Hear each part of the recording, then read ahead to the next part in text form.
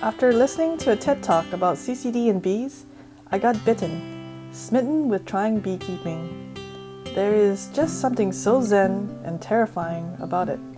The world stops and it's just you and the bees, a gap in the space-time continuum when you are in flow.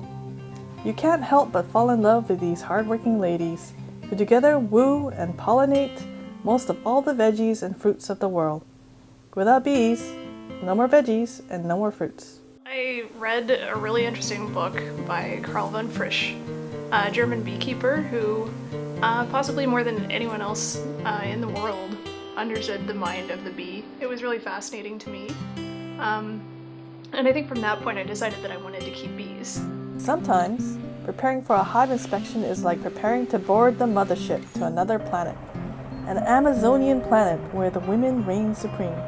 The hive is a fascinating balanced super ecosystem where all the work is done by female bees. Although insignificant alone, together they produce this amazing yearly miracle of pollination and honey. At the Cottonwood Garden, we keep multiple charity hives for the food bank and donate the majority of the honey from those to help with hunger. We also keep some of the bees as pollinators for the food there.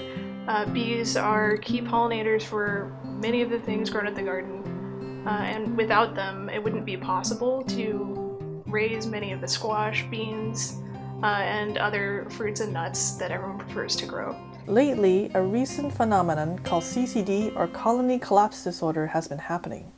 Bees have been disappearing, abandoning their hives in the thousands. Without their homes, bees soon die. Bees will give their lives to defend their hives.